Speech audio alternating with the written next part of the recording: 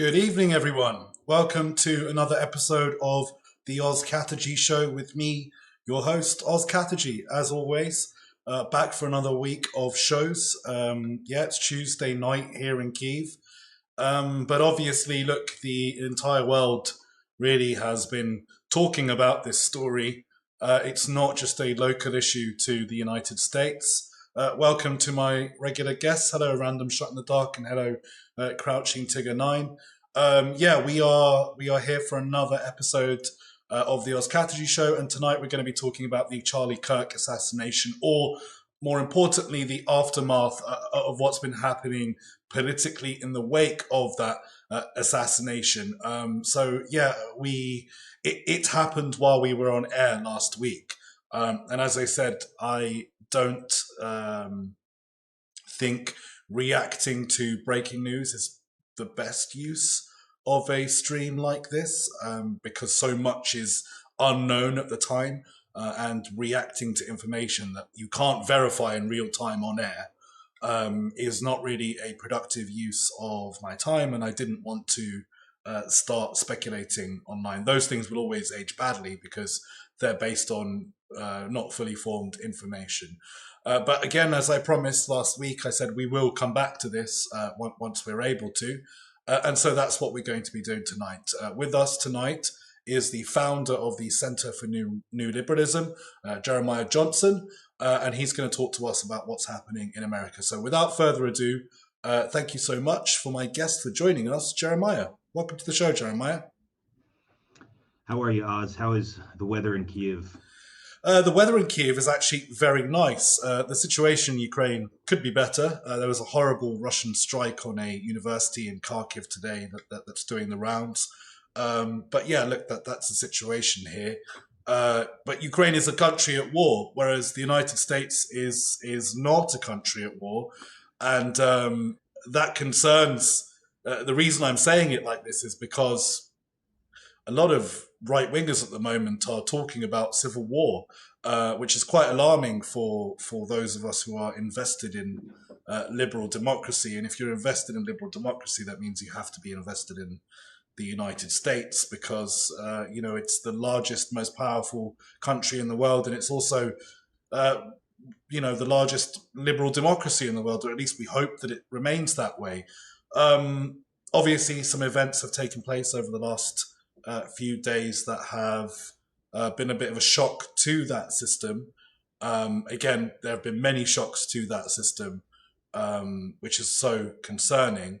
I guess really, where do we start? Look, I tell you what, why don't we start with, normally I start with these shows with an introduction as to who you are, but I really want to start today with kind of just, talk us through what happened over the last few days. Talk as if you're talking to someone who obviously hasn't been watching the news for the entire week. So it would help us to just kind of have the basics, establish those, and then we can move into some of what's been happening in the wake. Yeah.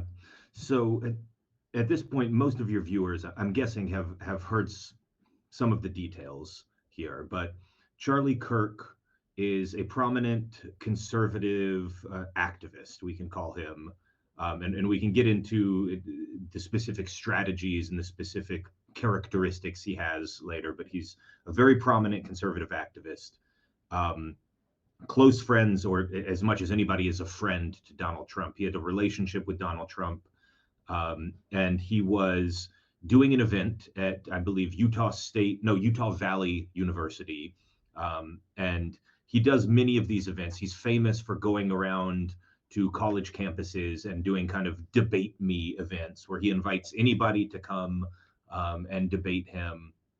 And in the middle of one of those events, he was shot in the neck and pretty much instantly killed, from what I understand. Pretty much instant death. And the shot was fired from several hundred yards away.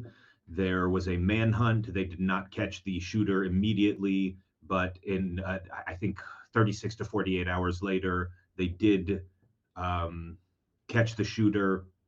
And since then, basically, the thing that happens, the thing that always happens when there is a prominent instance of gun violence in America, or of political violence in America, we have a bunch of internet psychos who kind of line up and are eagerly awaiting kind of any detail they can get to see who they can blame, to see if we can pin the blame on our political opponents, right? Was the shooter trans?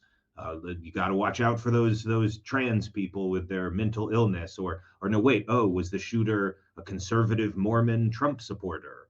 Now we can turn it around and blame them, and there's just kind of this game that is very, very depressing, frankly.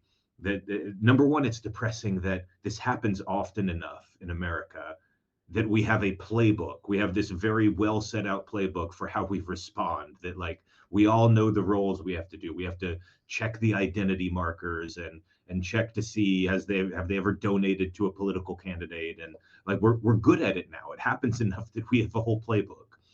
And secondly, it's like we're so polarized and so divided right now that we can't even come together for one goddamn minute without trying to pin the blame on somebody else. So that's kind of what's been happening. There have been a lot of recriminations. Obviously, conservatives are heartbroken and outraged and having visceral reactions to this.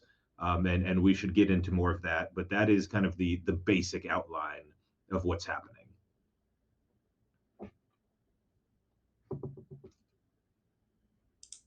So look, I think you summed it up really well there. One of the questions I would have, again, I start the show with normally, is who are you? What is your background?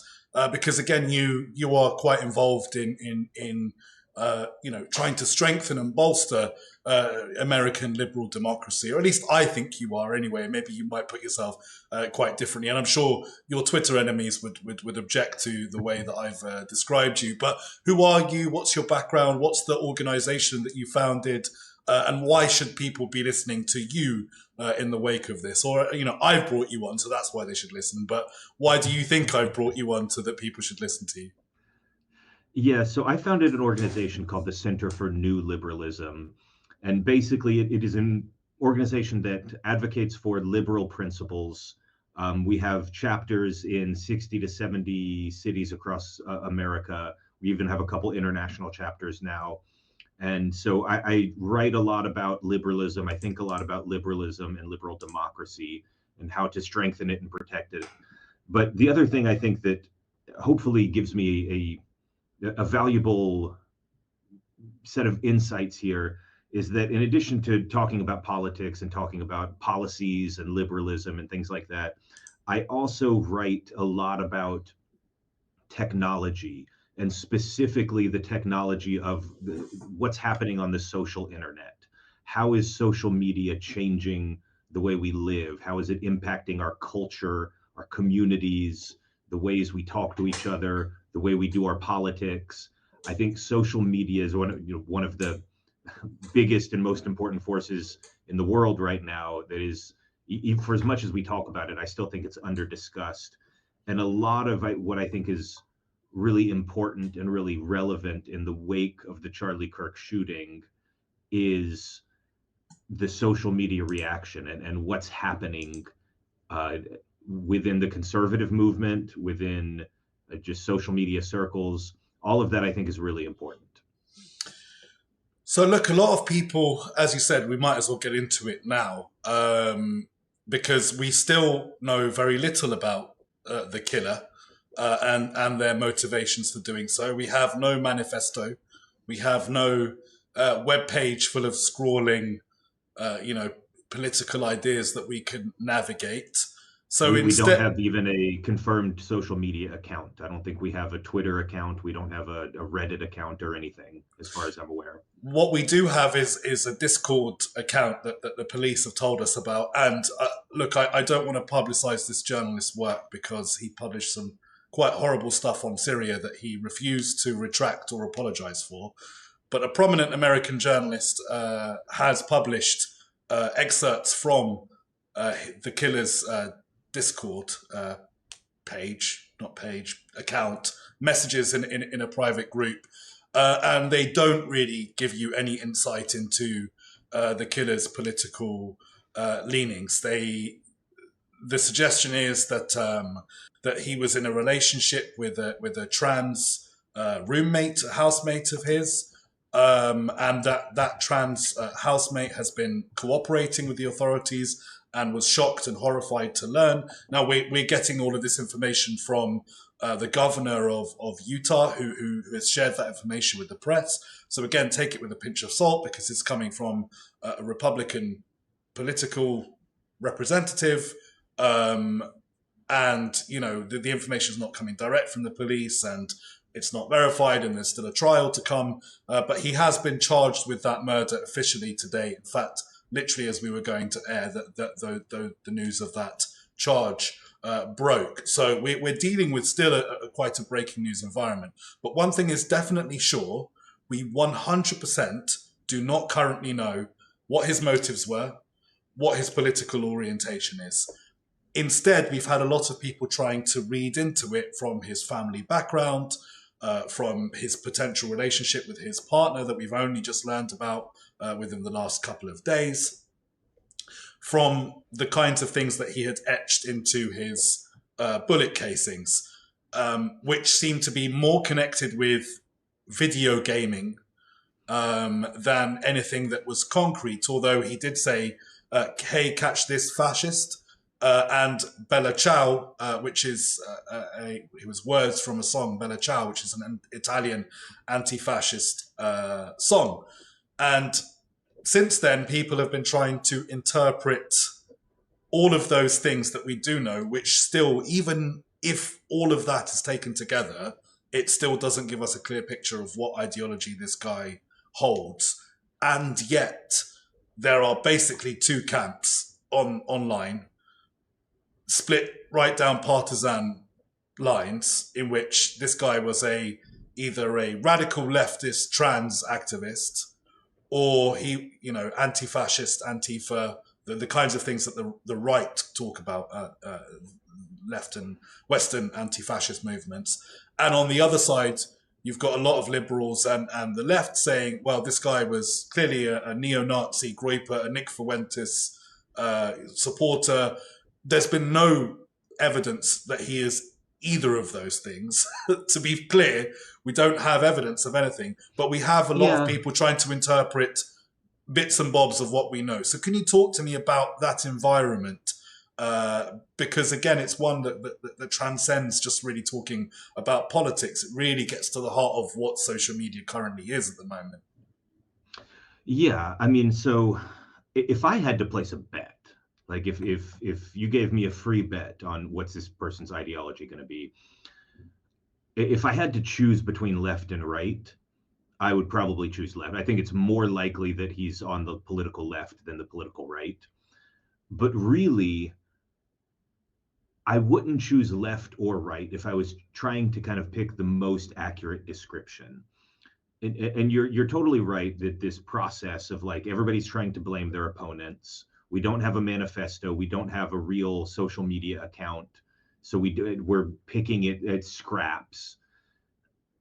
The governor of Utah has come out and said he's a leftist, but we also know he's not cooperating with the governor of Utah. So like, I don't know why the governor of Utah thinks that. They're not releasing it. Why? Whatever supposed evidence they have. He's presented no evidence for that other than what was on the casings.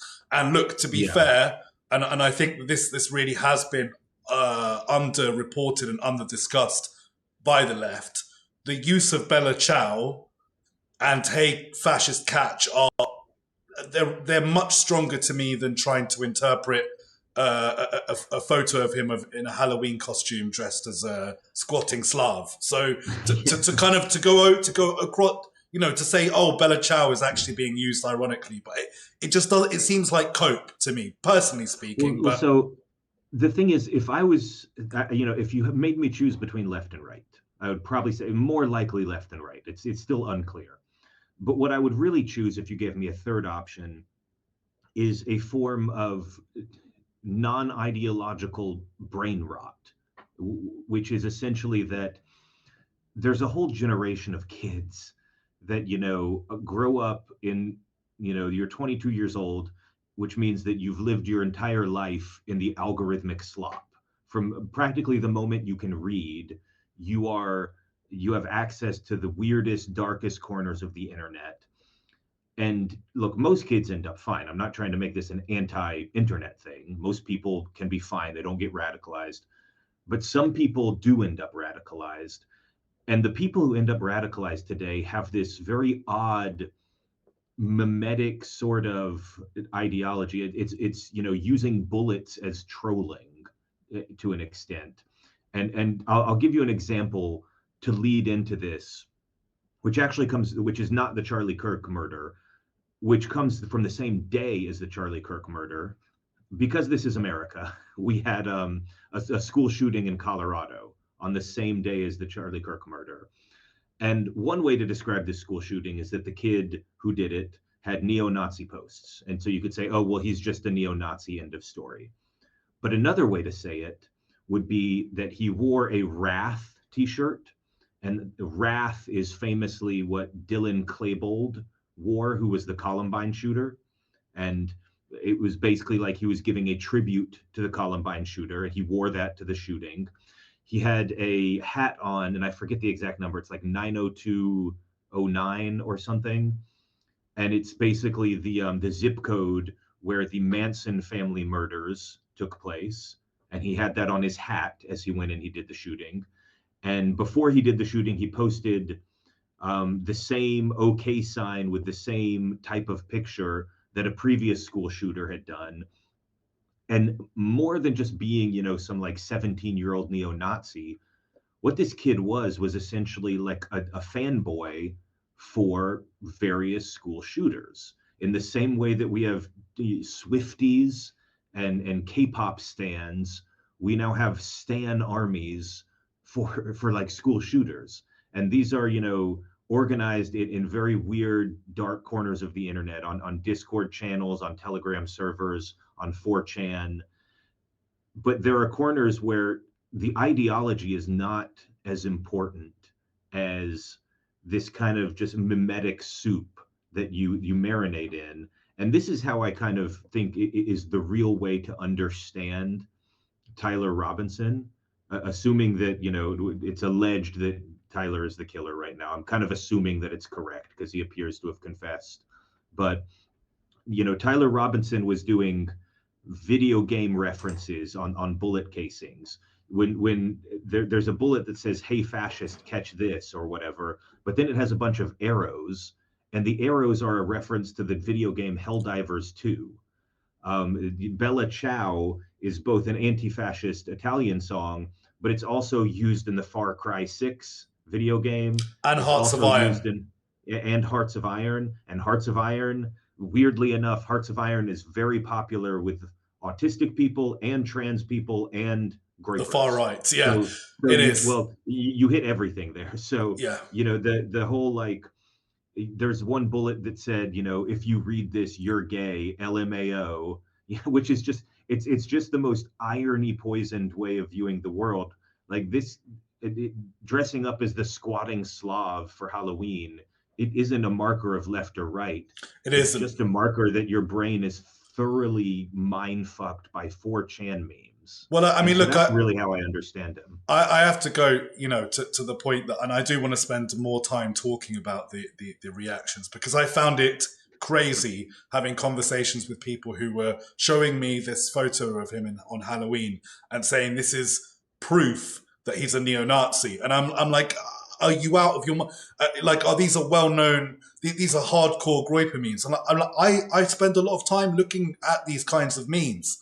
Like, I have an entire history of studying online radicalization of all stripes and covering it and documenting it in my work. So when I tell you that I'm looking at these memes and I'm not seeing an instant connection with, it's not like he had 1488 or HH or some things that are so clearly like, what they're trying to say. It's okay to be white. Christ is king. The kinds of things that we're seeing, like the right use all of the time. To be clear, when these shooters want to make their ideological point known, they do so quite openly. They post manifestos. They post now. What strikes me about this, and again, I don't want to speculate, but it's not necessarily an online world, because we had that famous film. Was it A Dog Day Afternoon, which was about a real life story? I think it was A Dog Day Afternoon. There's a story. There's a film about a guy who holds up a bank because he wants to get his partner trans affirming surgery. I'm not sure what that is, but like, I mean, the thing is, this is a growing thing, and I would go back to the Christchurch shooting in New Zealand, which I think is really one of the inciting incidents here. In that case, it was, I think, the first major mass shooting to be live streamed. And the shooter did live stream killing dozens of people in mosques in New Zealand. And when he did, at the very beginning, he said he started out with "subscribe to PewDiePie," which was just a very, it was a very young person's meme at the time. To just say "subscribe to PewDiePie," and this has happened multiple times. There's been there was a shooting in Buffalo that was live streamed. I think 4 people died there, maybe. And after the person described themselves as, "I'm going to do a shit post in real life," and then went and shot a bunch of people on stream. And like, this is just like, there's some kind of growing trend here. And like, shooters have always been weirdos. We're already talking about people on the fringe, right? We're talking about people that don't fit the norm, and we're trying to apply normal reasoning and thinking to someone who's already taken extreme behavior that 99.999% of people would never do, right? So, listen, the reason I brought up Dog Day Afternoon, to just finish off that thought, is that it was a man who held up a bank to pay for gender-affirming care for his partner. Or apparently that's the story in the film, but the reality is a bit more messy, and you don't just hold up a bank for that. But the point is, this was a crime of passion, effectively, an extreme act. And again, I don't want to draw too many close parallels, but I'm saying we've tried to imply political motives onto this guy who has clearly not expressed any political affiliation in his... He's had every opportunity to. He currently has the opportunity to now, and he hasn't done so. But I think maybe we are missing that while, yes, the memes certainly imply that he is a irony-poisoned youth who likes... again, one of the things that bother me about the Bella Ciao thing is we don't know that he played Far Cry or Hearts of Iron. We have no idea whether he played those games. We're trying to find a link between Bella Ciao and video games because we don't have further details. If we had a Steam page for him or something, it'd be very easy to track down and find out, oh, hey, we can link this. Helldivers 2 is the only game we do have. But one thing that I'm bringing up here is, are we overlooking that this might be a crime of passion? Clearly, we have it confirmed that he had a relationship with a trans woman. Are we thinking that maybe it has to be political? Maybe it's just, a guy who has gone absolutely insane and decided to take a violent course of action because he sees Charlie Kirk as someone who is being hateful to, someone that he has close feelings towards. And I feel like that might be a more pertinent way of understanding. Again, I'm speculating here, something I ask people to generally avoid doing. The reason I'm doing it is we've made ourselves think online over the last few days, the way I've seen it, is that he's either a neo-Nazi killing Charlie Kirk for not being right-wing enough, or a left-winger for killing Charlie Kirk for being a far-right, a far-right activist is the kindest way I could describe Charlie Kirk's oeuvre. But are we overlooking that there might be non-political motives for this, which would be even harder to define given what we know? And as you said correctly, this is already an outlier. This is not someone who fits into our normal, political paradigms. Yeah, I mean, I think that's right. And you go back to like, I'm going to shoot Ronald Reagan so that Jodie Foster will pay attention to me, right? Like, there's a long history of Predates just the like, internet. Lunacy yeah, predates the internet, right? assassins are frequently weird, but at the same time, sometimes they are actually politically motivated. Sometimes they do have a clear ideology. In this case, it's just impossible to say. The one thing that I do feel confident about is saying that the shooter was pretty clearly radicalized in spaces that are these irony poisoned mimetic soup of different, you know, places where you can call to violence very easily. And that's what I think about, and beyond that, it's a little bit tough to say because, as you said, there's no public social media, there's no manifesto, there's no, we're dealing with scraps of what somebody thinks and this tiny little reference, and what do we can we pick apart what their friends have said about them, and it's just very hard to say. Sometimes this stuff is weird. So I do want to talk now about the reactions that we saw.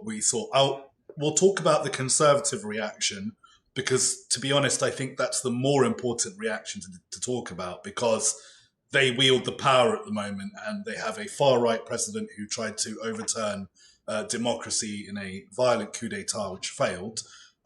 These are all established facts, and if you don't agree with these as facts, you're watching the wrong show. But this is the situation that we're in. I do want to spend more time discussing that. But before we do, and I'm sorry to again be constantly kicking the left, but a lot of people on the left were said some completely unacceptable things in the wake of this assassination, celebrating, cheering, calling for more political violence. And I got pushback even for saying online, saying that I encourage people on the left who were seeing reactions like this and thought they were fine to go and look at the history of the Pim Fortuyn assassination in the Netherlands and how the political trajectory the Netherlands has been on since then. Killing Pim Fortuyn didn't suddenly, turn the country against Pim Fortuyn's ideas. Over the course of time, Pim Fortuyn's ideas have become more embraced, and now we have, Geert Wilders where he is. And I said that it's a bad strategy politically. It's not just forget the morally indefensible element of assassinating, a civilian. It's that you are also opening Pandora's box to it happening to you and your friends. And you could see from the reactions of people like Hassan Piker, who were suddenly like, wow, this could happen to me too. You could see the moment it happened on the stream for him reacting. We were streaming at the same time. So I want to ask about the reaction from the left. Again, I've tried to argue it, forget the morals, I've tried to argue it about strategy because there's no point in arguing about morals with people that are already making statements like that. So what's your reaction to, because the reason I brought you on is because I saw a strong post you did, like really in the thick of it all. You were like, whoa, guys, what are you doing? I don't remember exactly what you said, but you were being unequivocal in how bad it was to celebrate something like this. So could you talk to us about that? Because I think it boils down to, the values that we share as liberals. Well, so I would disagree with one part of what you said. I would agree with many parts of it. But when we talk about people celebrating it, I think this is something social media does to us, is that, the worst things get amplified. And it looks like there's a lot of the worst thing out there when really it's, it's not as much as you'd think. It's just that, well, we found the worst thing and now 5,000 accounts are amplifying it. And we forget that even let's say there's 1,000 people on Blue Sky dancing on Charlie Kirk's grave or whatever, like 1,000 people is not a lot of people in a country of 300 million. And one thing that I appreciate as a member of the Democratic Party is that there is nobody in the Democratic Party who has done anything but universally, unequivocally condemn this, at least in terms of national figures. I'm sure this, again, you could find some regional county in Nebraska with a Democratic Party chair that's, the Southwestern Nebraska Democratic Party says that Charlie Kirk deserved to get shot. But but no, every Democratic member of Congress, every Democratic senator, governor, anybody who matters in the Democratic Party universally condemned it. And then, yes, there were some psychos on like Blue Sky and Tumblr and the weird leftist spaces of the internet. Some of them were happy about this, said that it was a good thing that he got shot. But I would just say it's in the broad sense, like Americans don't actually celebrate political violence very much. What we do have is we have social media systems that amplify the worst people and push them into our timelines and get us all outraged. Well, look, I think I want to draw a distinction as well between people that, because look, we're all part of this world now, and making crude jokes, black humor, is in my opinion quite different from celebrating someone's death. Right? You can make a joke about someone dying in the immediate aftermath, and it might be bad taste, but it's not necessarily a celebration. I want to draw a distinction between someone making for example, I saw one joke where Charlie Kirk has a big head. And how do you miss a head that big? It is a joke that was made. And even in my horror, I laughed at that because it was... Can I tell you the best one I saw? Sure. The best one I saw a clip of a stand-up comedian who was doing like a set that night. And he just got up on stage and he was like, I don't know, guys. And the crowd starts laughing because they know, like, he's like, I'm not sure what I'm supposed to say. And they laugh. And then he goes, look, I do a lot of crowd work. I've had worse college visits than that. Look, it's look, again, you learn to laugh at horrible things, particularly in my line of work as a war journalist, right? If you don't learn to laugh, you lose your mind eventually. So I do want to say, not that I'm encouraging people to make horrible jokes about tragic events. I just want to say that I don't think those people making those jokes are coming from the same place as someone going, yes, it's a good thing that this person has been murdered. I advocate this murder and I want to encourage more murder like that. And I want to, and again, you're quite right, the Democrats weren't involved with that, but there are people on the far left. And again, I bring these people up because as a liberal, these guys are my enemies just as the far right. Maybe the far right are more my enemies, but these people exist. They hate liberalism. They don't value liberal democracy. And they think political violence is an acceptable means to reach their political goals. So it's more, you are quite right. And this is what we're going to go into the next question, talking about the American right, who are blaming Democrats specifically. And we haven't had, a spate of Democrats being political mass shooters, but we have had Trump supporters getting convicted for all kinds of political violence. So again, I really do want to focus on them, but I do want to make sure we have covered this topic of those people beyond the left who do advocate political violence and what that, they might be a minority, but they're not silent. They're not like non-existent. It's not like 5 of them. They have a really serious political constituency in a country of 300 million. Even if that's 1% of them, that's a lot of people, I would separate the reactions on the left into 3 camps. And like the first camp is people who can, just come out and say, I condemn the violence and, thoughts for his families, or maybe they say I condemn the violence even though I disagreed with him. And that's like the vast, vast, vast majority of people. The second camp is people who are kind of like R.I.P. Bozo, good luck, you got what you deserved, or just laughing. And they're not like outright promoting violence. You could kind of maybe call it stochastic terrorism, maybe, where like that kind of thing in the long run leads to more violence, but they're more just laughing it up because they didn't like him. And then the very, very small minority, I think, is people who are actually saying like, no, political assassinations are good. That kind of outright statement is, even among that crowd, is pretty rare. Much more common is the kind of just like gloating response where they've just decided not to be kind about it. They're just like, this is an opportunity for me to dunk on Charlie Kirk and he's dead, so fuck him. Well, we something saw like we that. saw we saw Yeah. Luigi Mangione, the guy who allegedly murdered the um, United Healthcare CEO. And there has been, I'm happy to name names here, Taylor Lorenz, who is a very prominent political and not, she's a journalist, or I use that word lightly, but she's been pretty much openly a supporter of Luigi Mangione's. So I think that a lot of the reason we still have these kinds of question marks and not the open celebration about Tyler Robinson is that he hasn't been easy to pigeonhole in the way, a lot of the left assumed he must have been on the far right. So there hasn't really been the opportunity to kind of, Nobody start to wants to build jump a out. Nobody wants to jump out in defense of him if he might end up being on the other 100%. side. But with Luigi Mangione, they were happy to jump out in defense of him. So again, I do think you're quite correct that it's a very small amount of people, but it's not an insignificant amount of people, is it? Yeah.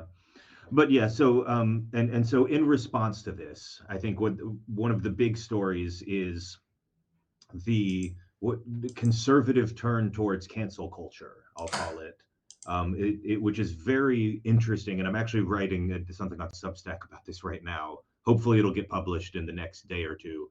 But the same people who for years and years have been, we're all about like cancel culture is ruining America. You can't even say a conservative viewpoint without getting canceled and punished and kicked out of your job.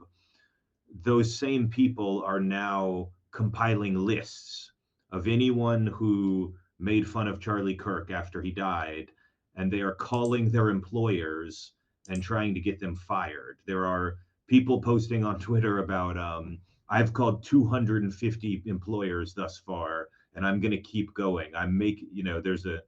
There's a thing calling itself the Charlie Kirk Data Foundation that says they've got a database of tens of thousands of people who, have mocked Charlie Kirk, and they're contributing to political violence. And we're going to name these people. We're going to get them fired. And this is small time people. This is like non-public figures, teachers at middle schools and things like that. Random salesmen. It's also happening there. Some Karen, I forget it, Karen Atabia or something like that at the Washington Post got fired. Talia. Somebody at MSNBC got fired. So they're like, one of the things that's very interesting to me is this kind of conservative turn towards like, hey, wait, we have all the cultural power now. Now that we have cultural power and like we feel like we're in the zeitgeist, now cancel culture is great. Cancel culture's back, baby. So let's talk about the right. Obviously, they have not just targeted these individuals who are expressing their American free speech rights in the same way that Charlie Kirk was, totally legally able to broadcast reprehensible views to many people, which included, by the way, advocating political violence. He advocated for Joe Biden to be publicly executed in front of children. So this is the kind of man that we're talking about. He said that on his show. He said that Joe Biden should be arrested, and go on. Let's be precise. He did. Those were two different things. I will be precise. He advocated for Joe Biden to be publicly executed, and then later, in front of children.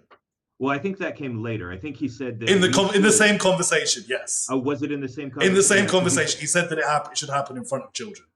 Well, he said, "What age?" Philosophical discourse that, like, I think it would be great. It would be good for America if we had public executions and we brought children to them, and then they started debating, like, how old do you need to be, and the immediate question that led to that was him saying that Joe Biden should be publicly executed, and then they went off. That was just, they all agreed on that. The only subject for disagreement was how old the children should be invited to come and watch Charlie Kirk, Joe Biden get executed. So, I mean, look, in fairness, a lot of children now did see Charlie Kirk get killed in a horrible way, including his own children.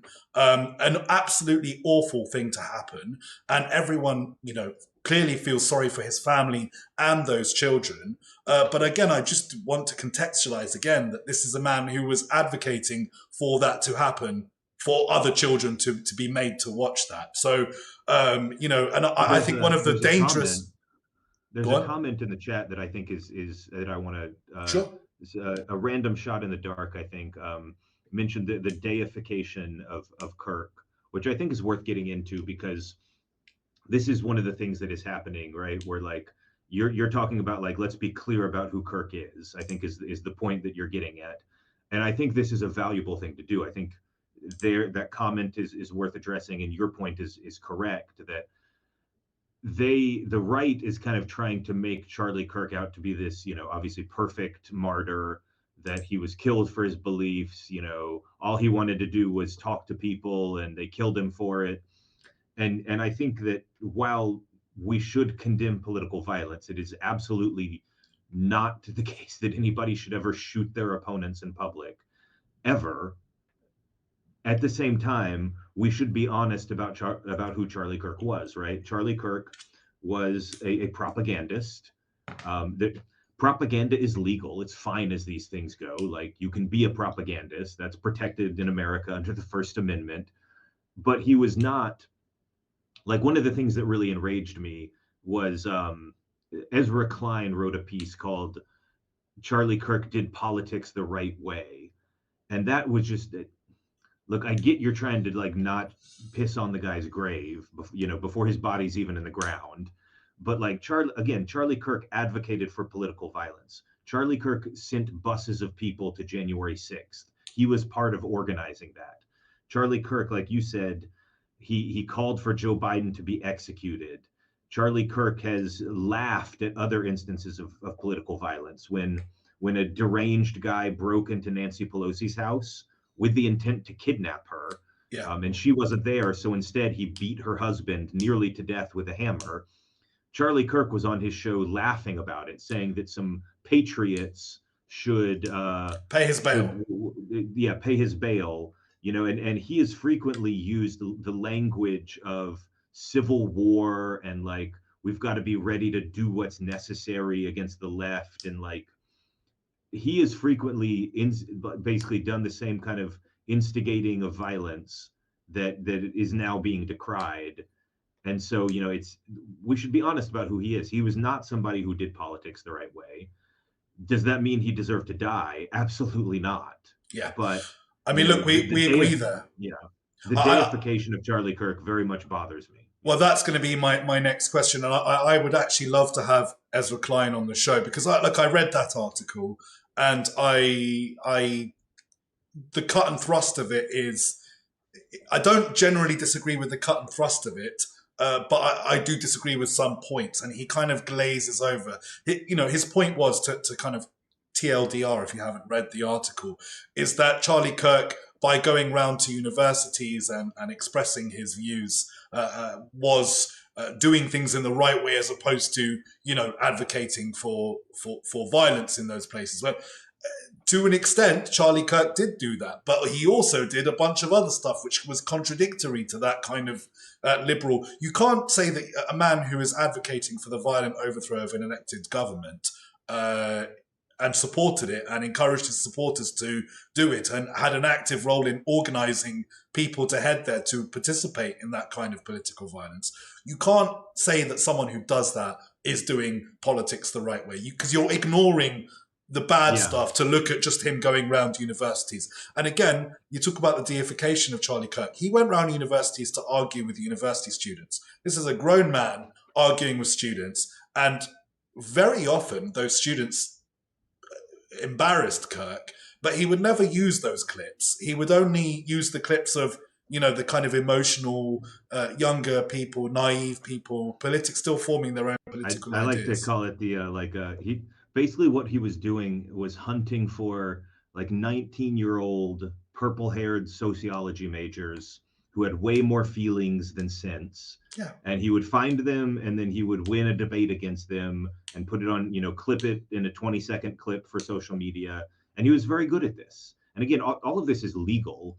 Yeah. But like it's the kind of thing where just it's not, like you said, doing politics the way that politics was meant to be. He was not engaging in debate in the sense that, like, oh, we're both going to grow from this, we can reach common ground, I want to pursue the truth. Like, he was a political propagandist. Yeah. He was very early and very enthusiastic about the stop the steal thing, which, and he's savvy enough to know that that was a lie.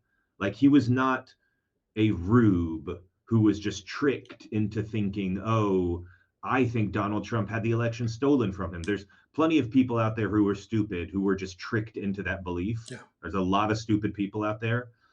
Kirk is not one of them. Kirk knew it was a lie, and he pursued that lie, and he pushed it anyway because he cynically thought it would be tactically good to do so.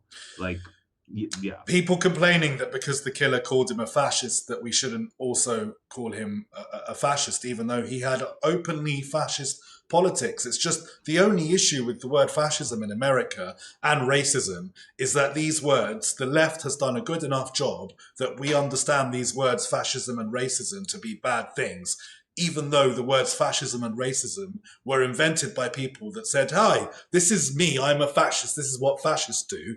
And racists were like, hi, I'm a racist, this is what I believe about race.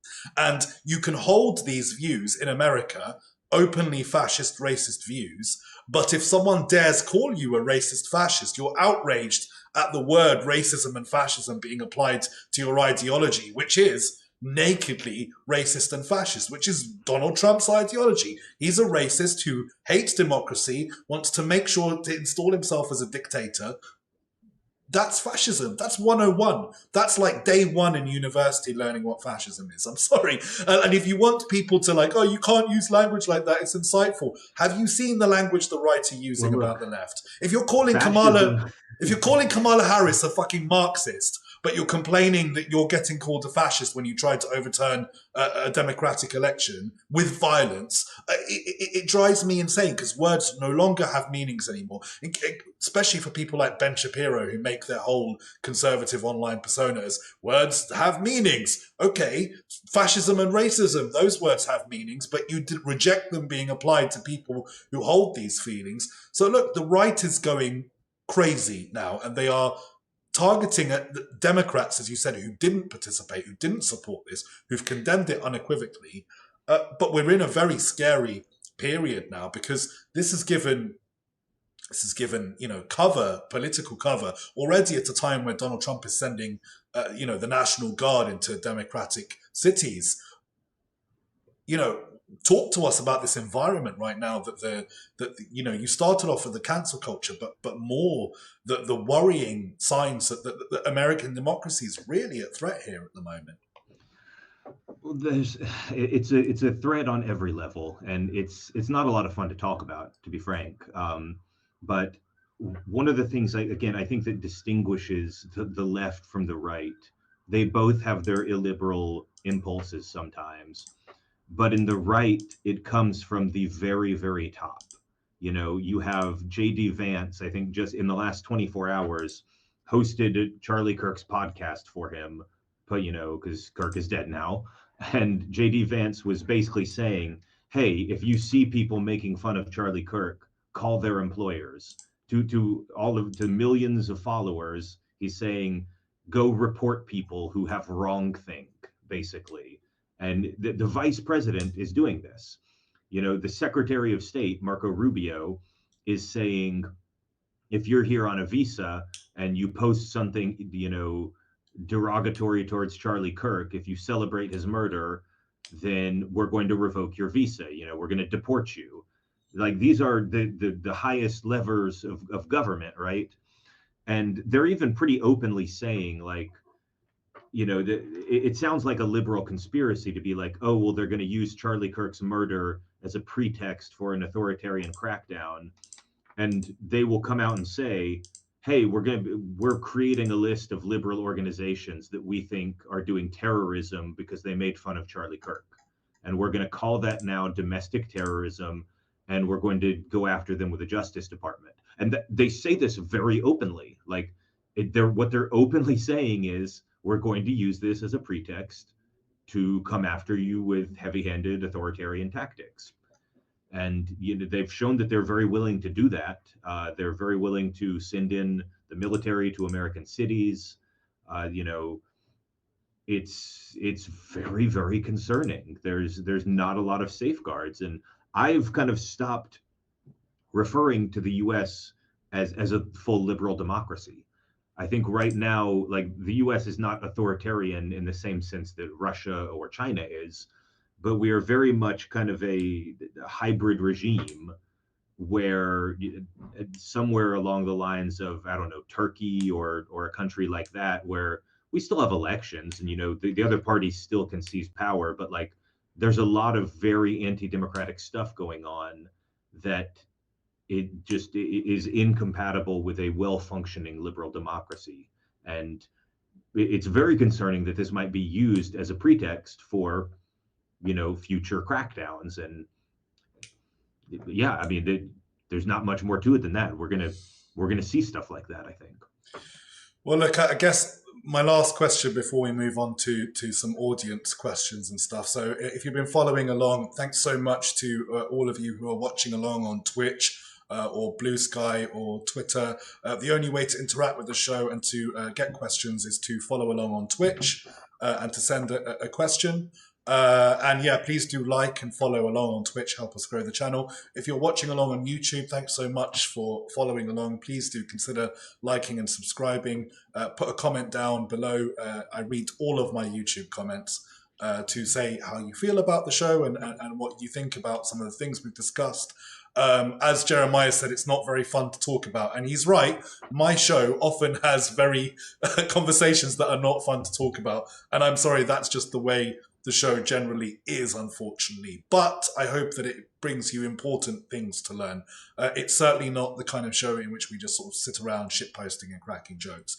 But yeah, look, I guess my last question to you, to try and turn it around to something positive, because just so many awful things have happened in the last few days.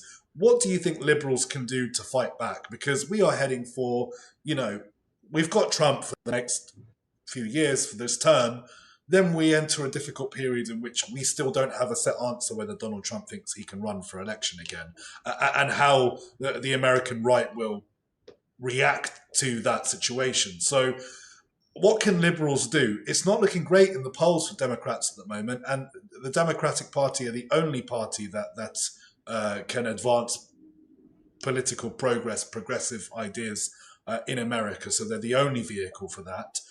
You're not going to get anything positive by voting for Jill Stein. Let's make that very clear. So what can liberals do in this horrible environment to try and put ourselves in positions to be able to advance our ideas and to protect those institutions and values that we hold so dear in liberal democracy?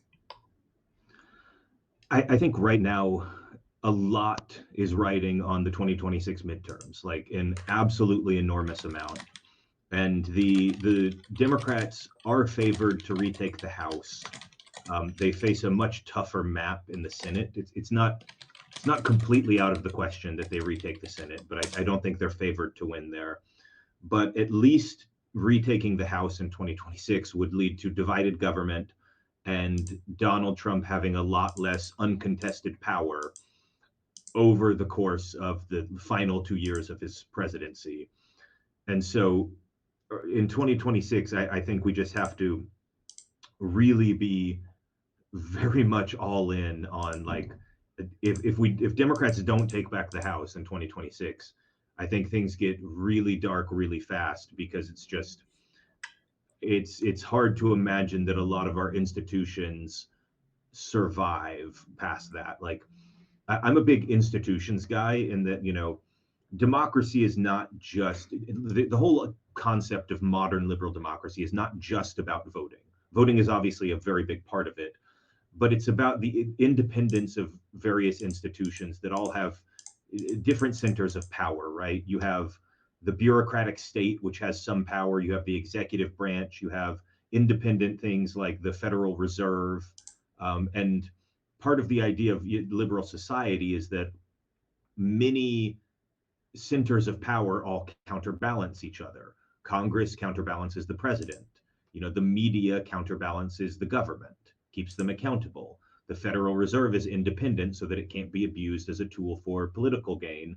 And there's all these many different centers of power, and that's very important to stop authoritarianism, because what we see now is Donald Trump has always had the instinct that he wants to control everything personally. He wants to harass and shut down the media if they won't cover him the way that he wants. He's now suing the Wall Street Journal for billions of dollars. He's suing the New York Times for several $billion. I think it was just announced today. He has called for, I think, NBC and ABC to lose their broadcast licenses because they cover him as it's fake news what they do. He has not called for CBS to lose its license because a regime loyal president is going to install Barry Weiss as the head there. But so he wants to get rid of the independent power center that is the media, and he wants to make them loyal to him. He wants to undermine the Federal Reserve's loyalty, right? He wants to undermine the Federal Reserve's independence, I should say, and make it personally accountable to him. And he wants to do this with basically every part of society, inside government, outside government. The centralizing of power is one of the key parts of authoritarianism. And liberals should be resisting that as much as they can.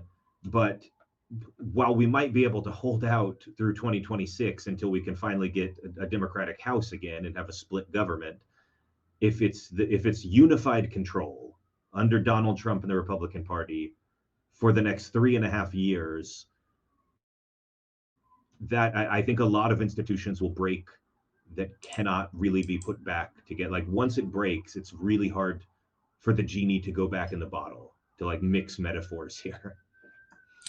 Yeah, look, I totally agree with you. Look, we've got one final question from the audience, and they're saying it's OLN who's asking, why are most other Western leaders still so passive about Trump and the decline of democracy in the United States? I feel most are still treating this as something that will just go away again in a few years. It's interesting to take your take on that, because obviously as a foreigner, as a Brit, I'm watching my government have to make these kinds of obsequious displays for Donald Trump, because they need Donald Trump to go along with policy that they require for the sake of European security. It's all very well and good having a hostile relationship with Donald Trump, but the United States is so pivotal to what's happening in Europe at the moment that you're damned if you do and you're damned if you don't. You're morally damned if you bend the knee, and you are damned politically, economically, and militarily if you go in with a hostile relationship with Donald Trump, particularly because of what's happening in Ukraine at the moment. So what's your position on that? How do you, why are most Western leaders so passive? And, should they be more alarmed about the state of democracy, or will that make things worse? I'm going to give two answers here. One kind of short and actually answering the question, and then one where I want to just talk about something else, which I feel like is my prerogative. The first answer, why are they so passive? I think you mentioned this a little bit, but the correct answer is just that, well, flattery works on Donald Trump. Sucking up to him works. If you just say nice things about him and you say, oh, Donald Trump's actually doing pretty good and we love America and Trump's America's the best and blah, blah, blah, blah, blah, blah, blah. That works. Like, he is a surprisingly simple-minded person in that if you just distract him with a shiny object and you say nice things about him, a lot of the times he will do what you want, at least for now. And he might forget in 6 months from now, you have to flatter him again. But with Donald Trump, flattery works and bribery works. And so he's a very simple politician in that sense. He's transactional. If you just say nice things about him and give him one or two things, shiny baubles that he wants, then that's a viable strategy to get things that you need from America. But beyond that, I was very pessimistic earlier. I am kind of an optimist by nature, so I want to give the optimist's case for America here, which is that Donald Trump is a really dark period of American history, I think. But we have lived through dark stuff before. We've lived through an actual civil war. We've lived through, Reconstruction and Jim Crow. We've gone through the horrible incidents in America. We got into quagmires like the Vietnam War, which we never should have been in. In the 70s, we had a wave of political assassinations, Martin Luther King and the two Kennedys, and like things have been dark before, and we did make it out. Like America has a lot left in it. I don't think that Donald Trump by himself can just kill what's good about America. And so I try to remain hopeful that 10, 20 years from now, we might be looking back at like, wow, that was a crazy time. That was kind of dark. I'm glad we're out of it now. Because it might be a thing that passes, and I hope that that's the case. And I think that we've dealt with worse than Donald Trump before. We have the capability to do it again. We're gonna have to put in some work, but like that, I don't want people to think it's all doom and gloom and that like this is the worst period in history, because it's not. Like the world wars and civil wars and pointless corruption and assassinations, all this has happened before. Like the country came out stronger in the end. So don't let yourself fall into the trap of being a universal doomer. Like things can get better even when they appear pretty dark. So look, we do have one final question here from Noel as well, saying, is there a risk that the most damaging thing Trump and the Republicans are inflicting on the US is reducing the trust that people have in institutions such as the CDC, with Kennedy firing people on the Vaccine Advisory Board? Yeah, I think that's huge. Like I said, I'm an institutionalist. I think a lot about the value of institutions. And what happens when people stop trusting institutions is you have this loss of understood, accepted, common truth. And like, I don't know if Oz, have you watched the show Andor by any chance? Yes, I have. Yeah, I like it because it's the only Star Trek property that I enjoy. But look, I spent a lot of my time covering revolutions and war, the Arab Spring, and I know people in Syria and Ukraine who have similar experiences of actually taking up arms against a tyrannical dictatorship. So I enjoyed Andor because I think it did that very well. It represented it very well. So I would recommend people do check it out. You don't really need to watch Star Wars to watch anything about it, but for that reason, yeah, I do think it's a good show. And I like it because it doesn't present the rebellion as like, oh, it's a bunch of morally virtuous people who are all perfect and that's what I love about it. Yeah, they're infighting. Some of them suck, are terrible people, but like extremists. The only reason I bring it up is because there's a famous speech in season 2 where the senator references the loss of objective reality is what allows evil to flourish. And yeah, when you have like people don't trust the CDC anymore, and so vaccines start to decline, people don't use them, and these old diseases are coming back. All of a sudden, kids are getting measles again. We used to all trust Walter Cronkite, but now we don't trust the mainstream media anymore. So we all get our news from extremists online and random people on TikTok.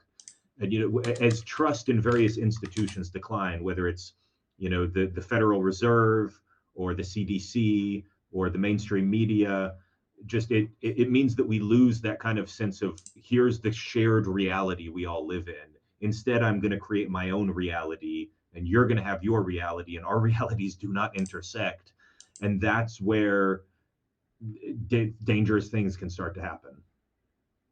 We're bringing back Lyme disease just for the sake of it. But anyway, look, it's been fantastic having you on. I do have one final question. Obviously, today has also seen the sad departure of Robert Redford. So your take on that, Jeremiah Johnson? Well, so if anybody doesn't get the reference here, my name is Jeremiah Johnson. I was named after a classic Western film, 1972, I think, which was called Jeremiah Johnson, starring Robert Redford. There's a famous gif of him like nodding. It's the nodding guy with the beard nodding the head. And everyone thinks it's Zach Galifianakis, right? Because he looks so much like him. Yeah, but I was actually named after that movie. My dad saw that movie when he was like 10 years old. And he said, like, my last name's Johnson, and this is a cool movie. So I'm going to name a kid Jeremiah Johnson one day. And then he totally did. So, Robert Redford was a cool dude, a good like supporter of the arts in the real way. Like he's the guy who founded the Sundance Film Festival, which has helped so many artists and filmmakers and documentarians get noticed over the years. So a lot of respect for Robert Redford. R.I.P. R.I.P. And if you make fun of him on social media, we're gonna get you fired. We're coming after you. So I share those sentiments. The Oz Katerji show would like to say rest in peace, Robert Redford, a titan of Hollywood, 89 years old. He had a good, long, healthy life. I think it's okay to, talk lightly when an 89-year-old finally passes, because that's something to celebrate. They were with us for a long time. We got to see many, many, many valuable years of his work. So do check out Robert Redford's films if you haven't yet. Jeremiah, thank you for joining us. Where can people find your work if they want to learn more about you, they want to see more of your views? You can check me out at, I have a Substack. It's called Infinite Scroll, www.infinitescroll.us. Or you could check me out. I host the New Liberal podcast, which is available wherever you find your podcasts. But yeah, had a lot of fun. Thanks for having me on, Oz. My pleasure. So we'll definitely put your Substack in the show notes. So do check out Jeremiah's Substack, and do check out his podcast as well. I've been on his podcast, so clearly he has excellent taste in guests. But anyway, thank you so much, Jeremiah. Pleasure having you on. All the best, and have a wonderful evening or afternoon where you are in America. Stay safe in Kiev. I'll try my best, mate. Take care. Bye-bye. That was Jeremiah Johnson talking about the aftermath of the Charlie Kirk assassination. I do hope that none of these, no clips of the show are taken in isolation and out of context for the rest of the stuff we said, because, it's obviously an emotive topic, and I do think we tried to deal with that appropriately and respectfully. And I personally have a thing like trying not to speculate, and I know I did some speculations here to ask kind of hypothetical philosophical questions about the situation. I do want to add another caveat, again, just in case any clips do come out of context. We unequivocally condemn this political assassination. We do not agree with conducting politics in that way. They are antithetical to our ideas. So the show really wants to make clear that this is our position on it. We've made clear how we feel about Charlie Kirk's politics in particular. But yeah, I just wanted to clarify all of that. Should it be taken out of context by bad faith actors? I think we tried to deal with those things as reasonably and respectfully as we could. Maybe you might disagree. If you do disagree, feel free to let me know. But again, I do think that we have to talk about these topics. And as I said, I made it clear last week when it was happening live that we wouldn't go into it live, but we would come back to it, and we're doing that as often as we can. So thank you for joining us on this show. We've got some more exciting stuff coming throughout the rest of the week. So do tune in for the rest of the shows. Thank you to new viewers. We've got some new people in the chat tonight. Really appreciate you. Please do consider hitting that follow button to help us. We've only got 300 or so Twitch followers at the moment, so very small channel compared to some of the channels that we are currently competing against for the sort of political talk show space. But that's fine. I'm a newbie, and we are trying something different. Again, this is very different to some of my competitors. We definitely are not trying to go for that kind of emotive you know what I mean, shit posting style. We avoid that. But yes, so if you enjoy it, please do like, follow, subscribe, share, tell your friends. And yeah, I will see you tomorrow. So thank you, everyone.